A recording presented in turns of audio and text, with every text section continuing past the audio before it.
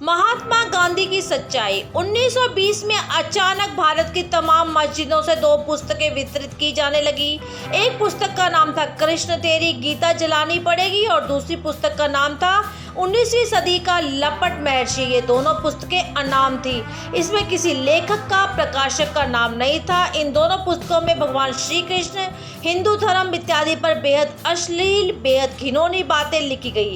इन पुस्तकों में तमाम देवी देवताओं के बेहद अश्लील रेखा चित्र भी बनाए गए और धीरे धीरे ये दोनों पुस्तकों को भारत की हर एक मस्जिद में से वितरित की जाने लगी।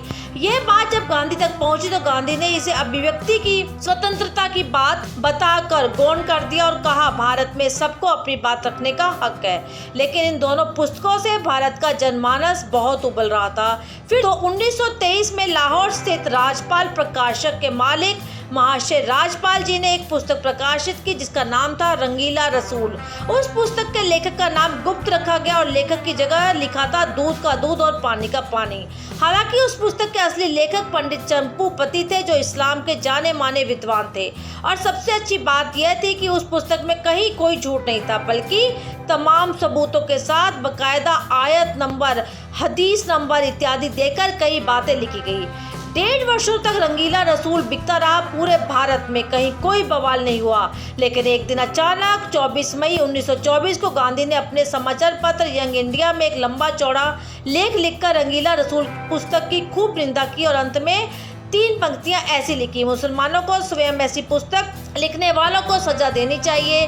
गांधी का ये लेख पढ़कर पूरे भारत के मुसलमान भड़क गए और राजपाल प्रकाशक के मालिक महाशय राजपाल जी के ऊपर 3 वर्षों में 5 बार हमले हुए, लेकिन गांधी ने एक बार भी हमले की निंदा नहीं की। मजे की बात है, कुछ मुस्लिम विद्वानों ने उस पुस्तक रंगीला रसूल का मामला लाहौर उच्च न्यायालय में दायर किया। हाई कोर्ट ने 4 इस्लामिक विद्वानों को न्यायालय में खड़ा करके उनसे पूछा कि इस पुस्तक की कौन सी पंक्ति सही नहीं है, आप ये बता दीजिए। चारों इस्लामिक विद्वान इस बात पर सहमत थे कि इस पुस्तक में कोई गलत बात नहीं है। फिर लाहौर उच्च न्यायालय ने महाशय राजपाल जी पर मुकदमा खारिज कर दिया और उन्हें बाइज्जत बरी कर दिया गया।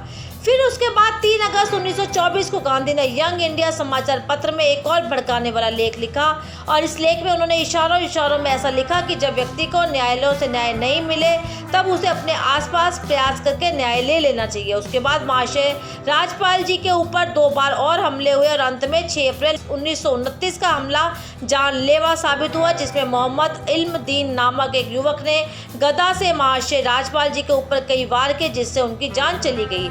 जिस दिन उनकी हत्या हुई उसके 4 दिन बाद गांधी लाहौर में थे, लेकिन गांधी महाशय राजपाल जी के घर पर शोक प्रकट करने नहीं गए और ना ही आपने किसी संपादक में महाशय राजपाल जी की हत्या की निंदा की।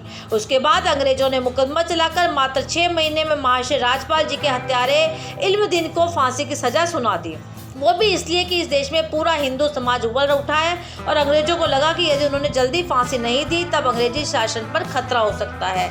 उसके बाद 4 जून 1929 को गांधी ने अंग्रेज वायसराय को चिट्ठी लिखकर महाशय राजपाल जी के हत्यारे की फांसी की सजा को माफ करने का अनुरोध किया और अगले दिन अपने समाचार पत्र यंग इंडिया में एक लेख लिखा जिसमें गांधी ने यह साबित करने का प्रयत्न किया कि हत्यारा तो निर्दोष है, नादान है, क्योंकि उसे अपना धर्म का अपमान सहन नहीं हुआ। उसने गुस्से में आकर यह हत्या करने का निर्णय लिया।